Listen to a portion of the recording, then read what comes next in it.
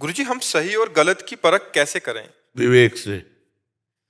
जब तक बुद्धि में विवेक जागृत नहीं होता तब तक क्या सही है क्या गलत है ये निर्णय ठीक नहीं बुद्धि कर पाती। बुद्धि तो गलत आचरणों में भी मोहर लगा देती, तभी तो पापाचरण होता है। सत्य और असत्य का, गलत और सही का निर्णय विवेक से होता है, और विवेक सत्संग से होता है, और सत्संग भगवान की कृपा से मिलता है। बिन सत्संग विवेक न होई, और राम कृपा बिन सुलभ न सोई। श्री हरिवंश विवेक परम। जब हमारे अंदर विवेक जागृत हो जाता है तब सत असत का तुरंत निर्णय होता है, ये गलत है ये सही है, ये करना चाहिए ये नहीं करना चाहिए। इसलिए विवेक कोई बाजार में नहीं प्राप्त होता। विवेक को जागृत करने के लिए नाम जप करो, दूसरों का हित करो, और सत्संग सुनो, समय मिले तो शास्त्र स्वाध्याय करो, तो इससे विवेक जागृत होगा। ज्ञान, वही ज्ञान निर्णय कर पाता है कि ये गलत है कि सही। और जब तक भजन नहीं होगा तो निर्णय भी हो जाने पर भी आप टिकोगे नहीं, आप गलत में फिसल जाओगे।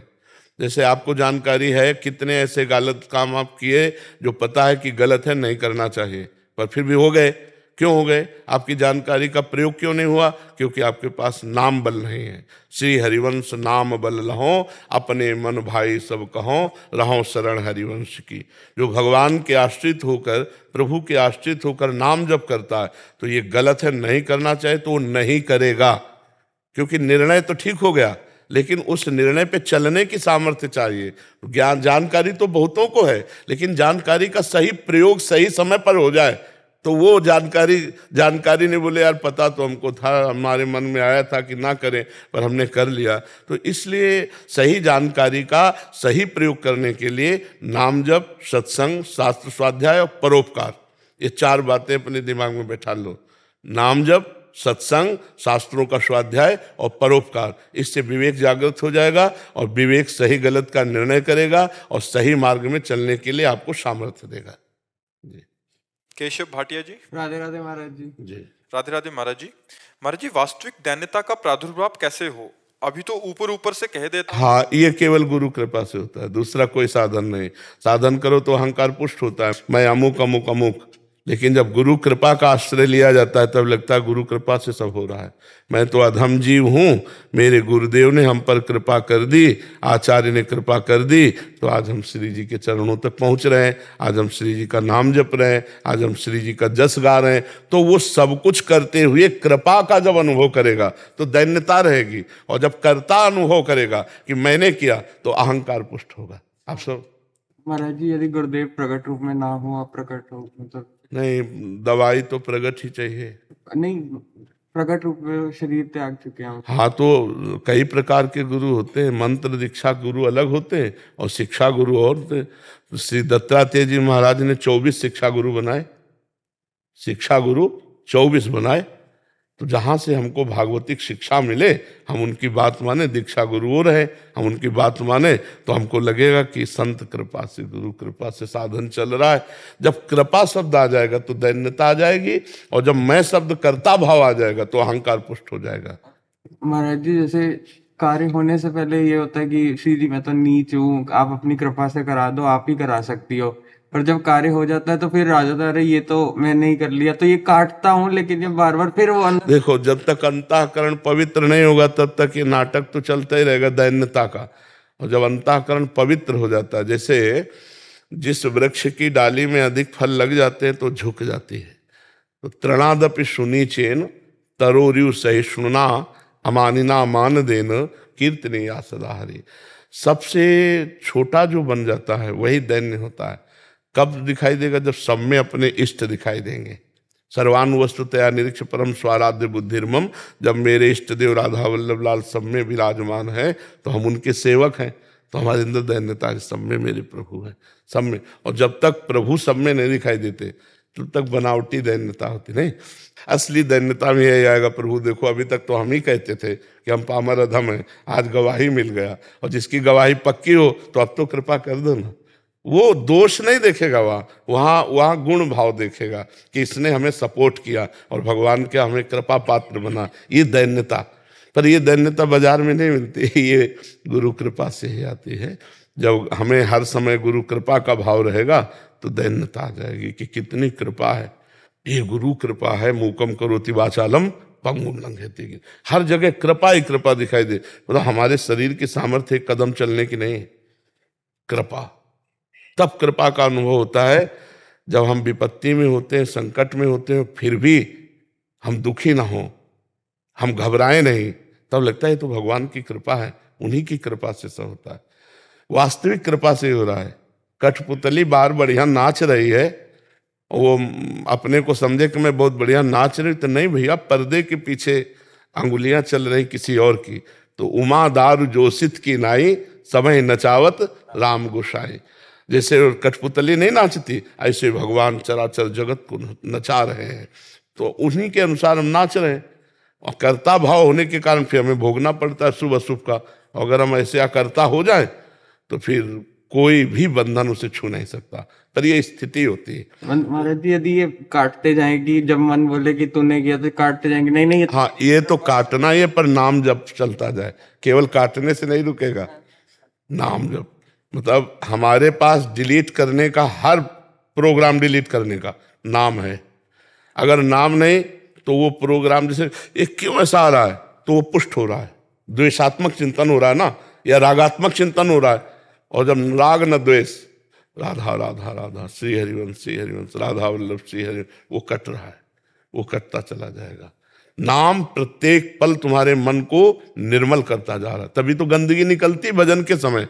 भजन करते समय देखो दुनिया का प्रपंच उसी समय याद आता है, तो वो नाम डिलीट कर रहा है, निकाल रहा है, मन में छुपी हुई दुर्वासनाएं उनको नष्ट कर रहा है। विकास यादव जी दिल्ली से।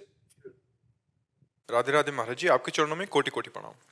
महाराज जी, इन 3 प्रश्नों को जानने की बहुत जिज्ञासा है, कृपया करके बताएं कि मैं कौन हूं, मैं कहां से आया हूं और मैं कहां जा रहा हूं। ये तो आप देखेंगे कि आप जा कहाँ रहे हैं।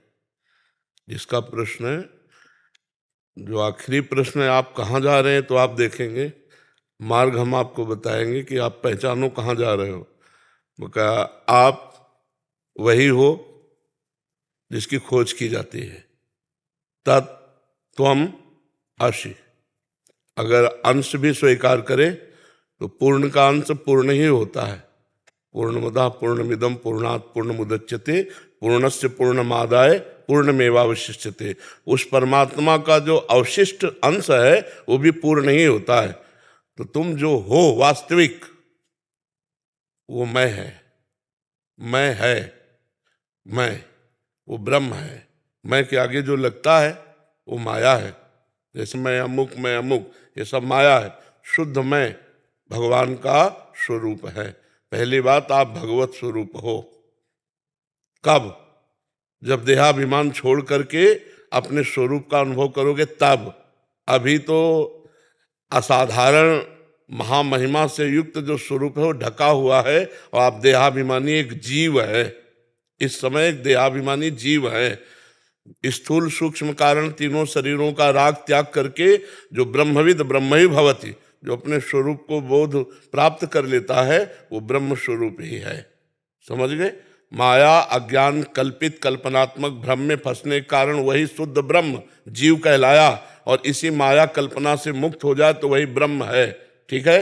न कहीं जाना है न कहीं आना है, सर्वत्र तेरी सत्ता है। अब तू अपने आप को भूल करके मायाकृत इस आकर्षण में फंस करके अब नरक जाने की बात सोच रहा है, या स्वर्ग जाने की सत्कर्म कर रहा है, या परम पद में पहुंचने के लिए भजन कर रहा है। अब ये आपको देखना पड़ेगा, आप कहाँ जाएंगे इसका निर्णय तो आपका आचरण बताएगा, आपका चिंतन बताएगा, आपका लक्ष्य बताएगा। आपका लक्ष्य क्या है ये आपको बताएगा।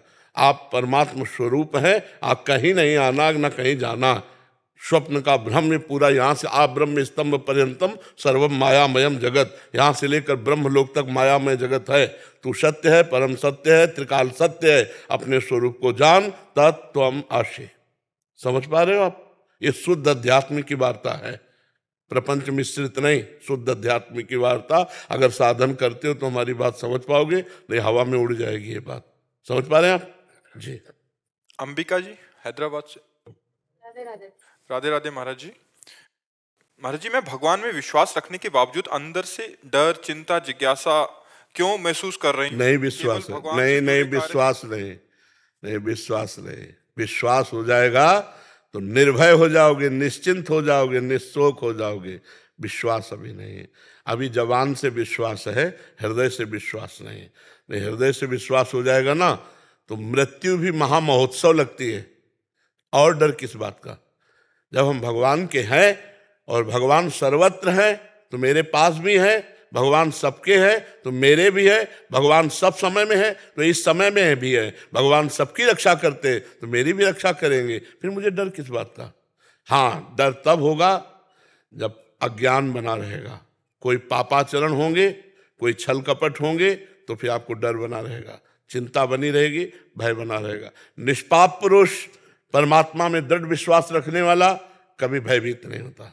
भय का कारण होता है हमारी गलती, पक्की समझ लो, ये हम शास्त्र सम्मत बात कर रहे हैं। भय का कारण होता है हमारे पूर्व में किया हुआ पाप, वो पाप हमको भय रूपी ब्याज दे रहा है और मूल दंड तो आगे मिलेगा जब वो फलीभूत होगा। भय तो प्रारंभ से ही होने लगेगा, जब हमारे द्वारा गलतियां होंगी तो हम खुद अपने न्यायाधीश बने और अपनी डायरी को जांचे कि हमने कितने अपराध किए हैं। उन्हीं का फल है ये ब्याज। जो ब्याज होता है ना पैसे का, वो है भय, चिंता, शोक, उद्विग्नता, और उसका दंड जब आएगा तो वो बड़ा विचित्र होता है। इसीलिए कभी पाप ना करें। वो भूल से भोगों की लालसा से पाप हो जाते हैं। जैसे अभी समय बहुत जिनको पाप ही नहीं समझा जाता, जैसे भ्रूण हत्या है, गर्भ हत्या है, व्यभिचार है, इसको पाप ही नहीं समझा जाता। व्यभिचार को मनोरंजन समझा जाता है। हाँ, बोले थोड़ा सा लड़के में कमी थी, बच्चे में, इसलिए निकलवा दिया। निकलवा नहीं दिया, हत्या कर दी। गर्भ शिशु की हत्या, इसका प्रायश्चित बहुत बड़ा होगा। ये ब्रह्म हत्या के समान है, भ्रूण हत्या, गर्भ शिशु हत्या। अब कितने ऐसे गृहस्थ हैं जो ये नहीं करते हैं? विचार करके देखो, प्रायः ये गलती हर गृहस्थ कर रहा है। आप पहले से सावधान रहिए, आप पहले से उपाय कीजिए। अगर कोई बच्चा विकलांग या किसी अंग से हीन या कैसा भी पैदा हो रहा है तो तुम्हारा भी प्रारब्ध कटेगा, उसका भी प्रारब्ध कटेगा। हत्या कर दोगे तो तुम्हारा प्रारब्ध डबल जुड़ गया, अब जो भोग होगा फिर भोगना पड़ेगा। बहुत विचित्र, समझो बहुत विचित्र। अगर आप धर्म के विरुद्ध चलेंगे तो भयभीत रहेंगे, शोकित रहेंगे, उद्विग्न रहेंगे, चिंतित रहेंगे। सफाई हमारे सामने पेश करने की जरूरत नहीं किसी को कि मैंने ऐसा कभी कोई पाप नहीं किया, नहीं। तो हमें भय, चिंता, शोक तभी मिलेगा, मान लो हमारा अंतःकरण किसी कर्म के प्रभाव से प्रभावित है। नहीं तो भय किस बात का? किस बात का भय? आप विचार करो, किस बात का? सबसे बड़ा भय होता है मृत्यु का।